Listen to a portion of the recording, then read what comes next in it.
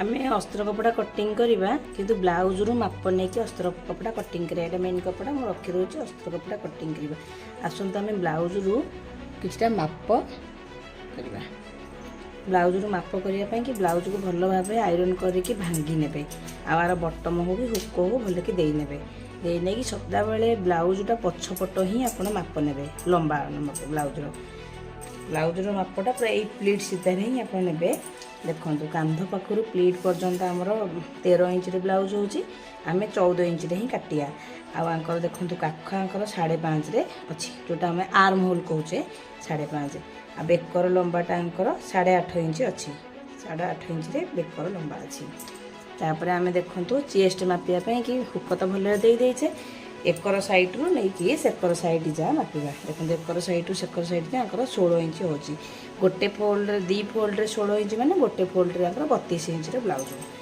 अंटार माप नबा अंटार माप एठी आंकर होची 14 इंच दी गोटे दी फोटो फोल्ड रे 14 इंच माने गोटे फोल्ड रे 28 इंच रे ब्लाउज बनिबो तापर बेस्ट पॉइंट मापिया पई कि कटरी जोटी जोड़ा जाई जे मेन कटरी से कटरी रे हम माप नबा देखो 8.5 इंच आंकर बेस्ट पॉइंट एठी होची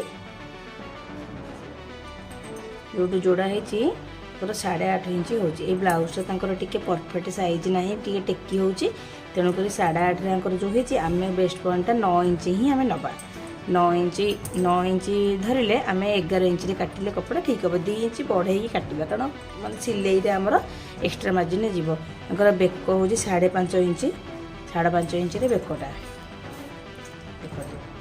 देखो आ हाथर डंबा 5 इंच ही अच्छी 5 इंच आंकर हाथर महुरीटा भी 5 इंच कांध आंकर एपड़ कांध एपड़ कांध जाए 11.5 इंच रोचे माने 11 इंच रहा आम 5.5 रे कांध ने ठीक हम एमती है ब्लाउज रु माप तो कलेक्ट करदे कपड़ा आम कटिंग करवा कपड़ार मु एक्स्ट्रा पार्टा कटिंग कर देइछि किंतु मु आपन को कहि दउछि मु केमती कटिंग कली कपड़ा आमर लंबा आम 14 इंच नहींचे कारण 13 इंच ब्लाउज आमर करा हबो आम 14 इंच नहींचे चेस्ट साइज आमर 10 इंच नहींचे कारण आमर 8 इंच आम हेछि फिटिंग लाइन पैंकी देले एक्स्ट्रा आम 2 इंच नहींचे माने एक्स्ट्रा कपड़ा पैंकी आर्म होल माप आम 5.5 रे नेले कांध भी आम 5.5 रे नहींचे आर्म होल सेप देवाई कि एठू आम 1 इंच रे काटिकी स्कर्व स्केल साहाय्य आम एटा को माप देचे अंटा आमर अच्छी जेहेतु आम 28 इंच ब्लाउज करवा 7 इंच आम देले दाग एक्स्ट्रा प्लीट कि आम 1 इंच नेले एक्स्ट्रा प्लीट पकाइबा कि बाकी आम एक्स्ट्रा मार्जिन कि जोटा एक्स्ट्रा कपड़ा कि आम 2 इंच रे गार देले तापर फिटिंग लाइन ठारू एकर जा मापी देकी आर मिडिल परसेंट बाहर करेंगे मिडिल परसेंट आम गार देकी 5 इंच ऊपर को काटिबा आ दीकर साइड रे 1/2 इंच नेखा गार दबा जाकि आम प्लीट पड़िया सुविधा हम बेक आपन को देखो बेक आम जेहेतु आंकर 8.5 इंच बेक रोचे आम 2 इंच रे ही गार देव 2.5 नेले भी चलो 2 इंच देखो 8.5 9 रे आम देचे गार 8.5 रे आंकर बेक रहिबो बेकटा मु पछरे कटिंग करी कपड़ा संगे फिटिंग कला बेले कटिंगटा करी आम ए फ्रंट पट कटिंग करवा बैक साइड को थोईकी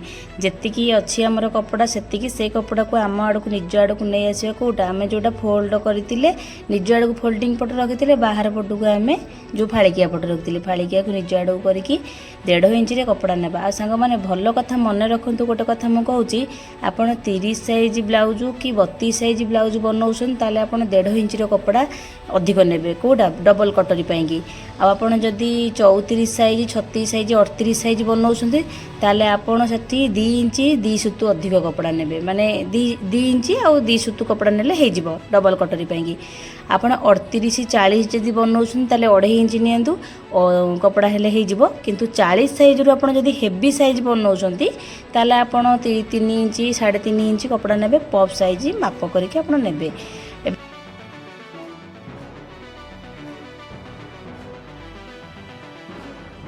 आम फ्रंट साइड रो बेकर माप नवा तांकर जेहेतु 6 इंच रे बेक बनब आम 6.5 रे दाग दबा 6.5 रे दाग दबा एपट साइड आम कौन करवा ना 2.5 इंच नवा कारण एपटे आम 2 रखीचे जोटा आम कांध पटटा आउ आमर चेस्ट पटटा को आम 2.5 इंच गार दबा 2.5 इंच गार दबा तापर आम सब गार को साइज रे जोड़ी नबा।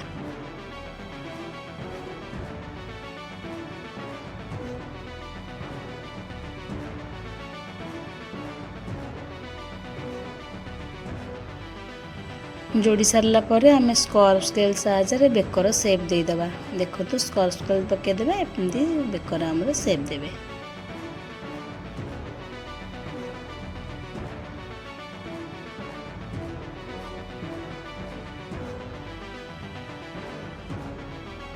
शोल्डर लाइन को आम आउ थे ड्र करवा। देखो शोल्डर लाइन ड्र कर सारापर भीतर पट को 1/2 इंच आप ड्र करेंगे। देखो भीतर पट को तापर आपण से सेप देदे भीतर को 1/2 इंच सेप देवे। तापर वेस्ट पॉइंट तंकर 9 अच्छी आम 11 2 भीतर आड करके 11 गार देले फिटिंग लाइन जोड़ी दबा। वेस्ट पॉइंट लाइन को भी जोड़ी नबा। आम ए पॉप बाहर करवा केमती बाहर करवा जो चेस्ट आम नहीं 8 इंच को 3 भाग करदबा टेप को भांगिकी तार 1 इंच आमर जो फिटिंग लाइन अच्छी फिटिंग लाइन टू भितर को वेस्ट पॉइंट जोड़ा आम नहीं तादे मारिबा। तापर कौन करवा ना आम जेहेतु पॉप कटा हे ऊपर को आम 1 इंच दाग दबा। आम तलू को भी 1 इंच ने 1 इंच तो 2 सुत कम ने तलू को। तापर एकर साइड रे आम 1.5 इंच नबा। जो गोटा आमर जो काजपटी बटम पटी रही अधिक नबा। काजपटी बटम पटी बहुत चौड़ा हो जाऊँ तो 1.5 इंच नबा। तापर एस पटी टू एपट कर जा तार मिडिल पर्सन बाहर करवा से गोटे दाग दबा। दाग दे देकी एपटे आम कौन करवा ना पॉप पाई कि कांधरू 2 इंच 2 सुतुरी गोटे गार दबा। बेक आड़ू आम 1 इंच नहीं कि पॉप रो सेप दबा।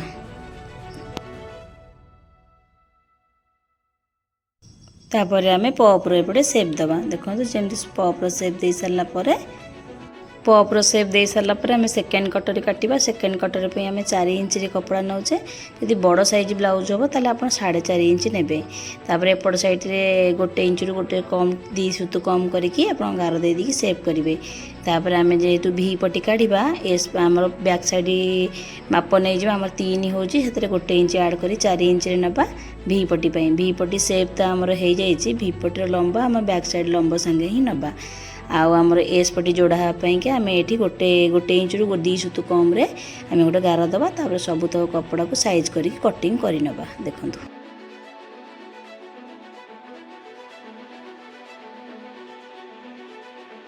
बेक पट साइड रे आम 1/2 इंच रे कटर संगे जोड़ी दबा।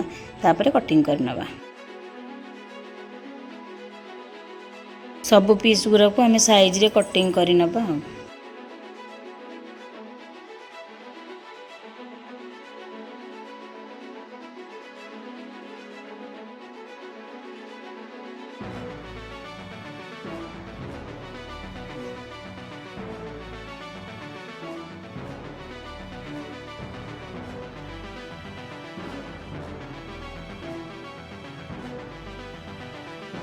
सब कटिंग सरला। एबे आसतु आम हाथर कटिंग करवा।